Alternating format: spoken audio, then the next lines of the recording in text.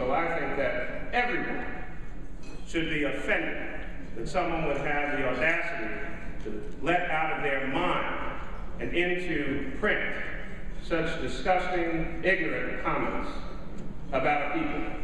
And so whether you're black or white or Asian or Latino, born here and been here forever or just got here last week, we as a city are better than that. Hey everyone, welcome into DomTime, and tonight as we go to broadcast, as we're talking about, that of course is Mayor Michael Nutter talking about Philadelphia Magazine and this explosive story by my count from radio calls and talking about it. This is week 3 of this, and tonight people are meeting at the Constitution Center to have a panel on race. It's been provoked by this. And what are some of the comments that are inside here that's gotten the mayor so riled up and gotten so many people talking about this? And we want to talk with you about it tonight. I'll give you the phone lines in a moment. We have 2 special guests with a lot of experience to talk about this issue and break it down.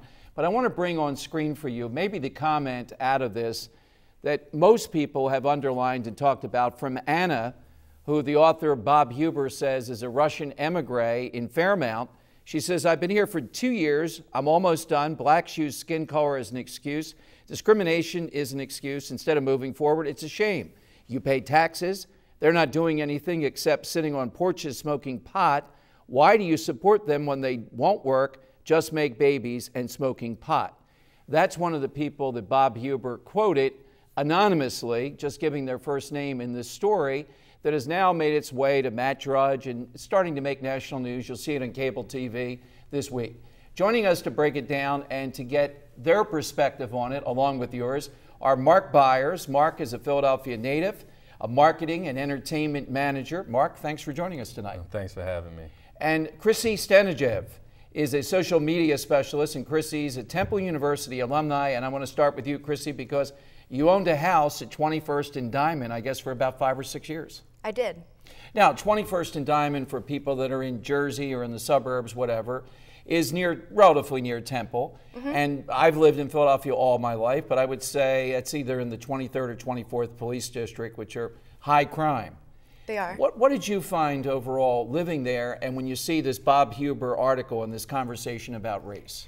Well, 2 comments. First, I'm glad that you started with Anna. I think that Anna struck me actually as somewhat funny. She is an immigrant law student who's getting out of her Beamer in an alley just south of Girard College. If you want to stereotype and generalize, that's a perfect scenario to do so.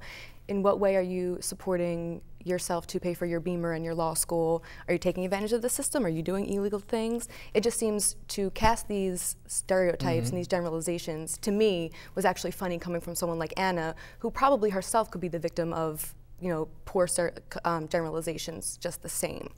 In terms of living at 21st and Diamond, I experienced a great deal of, I'd say, interracial relating in terms of getting to speak to people, getting to know people. I personally didn't have any poor experiences. I was not the victim of crime. I was a Temple student. I was not prey, as Mr. Huber refers.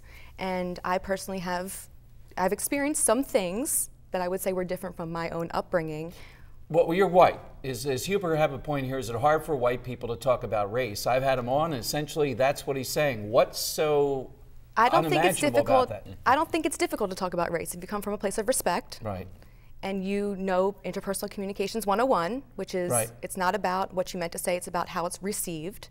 So if you come from a place of acceptance, respect, and delivery, I think that you can discuss race from a good perspective and a good place. Mark, quick comment. Mark Byers, about this whole thing. You've been in Philadelphia. You're in the entertainment field. You see any number of cultural pathways to this. What do you think overall this tells us that's causing such a stir?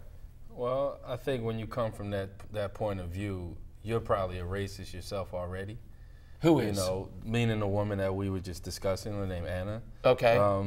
Just her angle. I don't feel like any one race is one-dimensional as she's picking out. And, I've been in Philly all my life, and I can describe people of multiple nationalities that fit that same description. How about Bob Huber? How about the writer of this? What do you think of this guy? The way that he chose to pick the people that gave comments, it kind of questions his angle as well, because I don't know where you can walk in and out of every interview and kind of get this level of negativity. So, you know, maybe he interviewed more people than we think and kind of barreled it down to spark this kind of controversy. You know, maybe he wants attention as a writer. I don't know. But I do feel as though he's wrong.